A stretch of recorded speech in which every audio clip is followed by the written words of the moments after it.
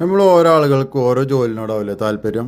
എനിക്ക് എൻ്റെ ജോലിയിൽ ഏറ്റവും ഇഷ്ടപ്പെട്ട ജോലി കേട്ടോ ഈ വണ്ടി ഓടിക്കുക, വണ്ടിക്കമ്പത്തോടുള്ള ഒരു ആഗ്രഹം ഉണ്ടല്ലോ, വണ്ടി പിരാന്ത് എന്നൊക്കെ പറയില്ലേ.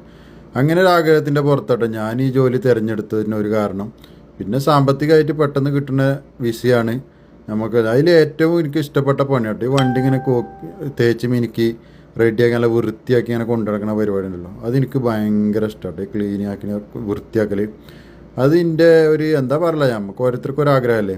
എന്നാലും ചില ആളുകൾക്ക് ഹൗസ് ഡ്രൈവർ പണി എന്ന് പറഞ്ഞാൽ എന്തോ ഒരു പുച്ഛന്മാർ കേട്ടോ. അതിൻ്റെ മെയിൻ കാരണം എന്താ വെച്ചാൽ ഹൗസ് ഡ്രൈവർമാരൊക്കെ ചെറിയ ശമ്പളത്തിനാണ് പണിയെടുക്കണം എന്നുള്ളൊരു ധാരണയുണ്ടോ. അത് ചെറിയ ശമ്പളത്തിന് പണിയെടുക്കുന്ന ഹൗസ് ഡ്രൈവർമാരോട് എനിക്ക് പൊതുവേ പറയാനുള്ളത് എന്താ വെച്ചാൽ, ഒരു 2000-ൻ്റെ താഴേക്ക് പണിയെടുക്കുന്ന ഹൗസ് ഡ്രൈവർമാരാണെങ്കിൽ ആ പണി ഒഴിവാക്കിയാണ് നാട്ടിൽ എന്തെങ്കിലും പണി ഉണ്ടെങ്കിൽ അത് എടുക്കുക കേട്ടോ നല്ലത്. എൻ്റെ ഒരു അഭിപ്രായമാണ്. ചിലവർക്ക് അത് മതിയാവും. ഇനിയിപ്പോൾ അതിന് ഇഞ്ചമയത്തേക്ക് തല കയറാൻ നിൽക്കണ്ട. ഞാൻ എന്തായാലും എനിക്ക് ഇഷ്ടപ്പെട്ട പണി കേട്ടോ. എനിക്ക് മാന്യമായ ശമ്പളം കിട്ടാത്ത പല പണികളും ഞാൻ ഒഴിവാക്കിയിട്ട് എനിക്ക് അത്യാവശ്യം ശമ്പളം ഒക്കുന്നു കരുതിയ പണി അതുകൊണ്ട് കേട്ടോ ഞാൻ ഇതിലേക്ക് തിരിച്ചു വന്നത്. അങ്ങനെ നമ്മളെ പണിയിൽ ആത്മാർത്ഥയും സ്നേഹം ഉണ്ടെങ്കിൽ, ആത്മാർത്ഥം ഉണ്ടെങ്കിൽ തന്നെ ആ പണിക്കൊരു ഇഷ്ടമാക്കണം പണിനോട്. ഞാൻ എൻ്റെ പണി എപ്പോഴും ഞാൻ ക്ലിയർ ആക്കിയിട്ട് എനിക്ക് വണ്ടി എപ്പോഴും വൃത്തിയിൽ വേണം. ഇനി ഏത് വണ്ടിയാണെങ്കിലും നാട്ടിലാണെങ്കിലും ഇവിടെ ആണെങ്കിലും വൃത്തിയിൽ വേണമെന്നുള്ള കാര്യം എനിക്ക് നിർബന്ധമാണ്. ഞാനൊരു വീഡിയോ ഇടുമ്പോൾ അതിൻ്റെ അടിയിൽ സ്ഥിരമായിട്ട് 2-3 ഇപ്പോൾ കമൻറ്റ് ഇടുന്ന ഒരു കാക്കുണ്ട് കേട്ടോ. പൂക്കോട്ടുംപാടത്ത് എവിടെയാണ് അയാളെ സ്ഥലം എന്ന് എനിക്ക് തോന്നുന്നത്. അയാൾക്ക് ഒരു വാണിങ് ഞാൻ കൊടുത്തിക്കണ്. ഹൗസ് ഡ്രൈവർമാരുടെ മൂപ്പർക്ക് എന്തോ ഒരു പുച്ഛാണ്, നായി പട്ടി എന്നൊക്കെയാണ് വിളിച്ചത്. അതിനിപ്പോൾ നമുക്ക് മൂപ്പരെ സംസ്കാരത്തിൽ തിരിച്ചു പറയാൻ പറ്റില്ലല്ലോ. ഏതായാലും ഞാൻ ഈ വണ്ടി ഇപ്പോൾ ക്ലീൻ ആക്കണത് എൻ്റെ പഴയ വണ്ടിയാണ് കേട്ടോ. ഞാൻ ആദ്യം ഇതാണ് ഉപയോഗിച്ചത്. പിന്നെ എൻ്റെ ഉപയോഗം കഴിഞ്ഞാണ് മുതലാളിൻ്റെ ചെക്കന് കൊടുത്ത്.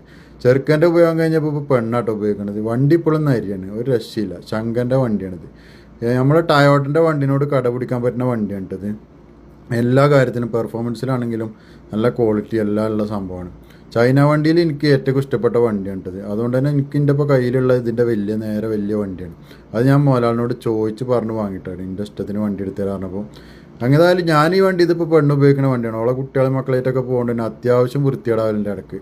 എന്നാലും ഞാൻ അങ്ങോട്ട് പറഞ്ഞുകൊണ്ട് വാങ്ങലുണ്ട് കേട്ടോ ഓളേക്കുന്ന ഈ സാധനം ക്ലീനാക്കി തരാറുണ്ട്. കാരണം എനിക്ക് വണ്ടിൻ്റെ ഒരു മെമ്മറി ഉള്ള വണ്ടിയാണ്. അതുകൊണ്ട് എനിക്ക് വണ്ടി എപ്പോഴും വൃത്തിയിൽ കണ്ടില്ല എനിക്കെന്തോ ഒരു മാതിരിയാണ്. സംഗതി പോലും കൊണ്ടുനടക്കുന്ന വണ്ടിയാണെങ്കിലും എനിക്കിതിങ്ങനെ വൃത്തിയിൽ കണ്ടില്ലെങ്കിൽ ഞാൻ എടുത്തുണ്ട്. ഇപ്രാവശ്യം ഒരു കുറച്ച് ദിവസത്തെ ലീവിന് വിദേശത്തേക്ക് പോയപ്പോൾ ഞാൻ പറഞ്ഞു വണ്ടി ഇടട്ടില്ല, ഞാൻ ഉള്ളൊക്കെ ക്ലീനാക്കി തരാം.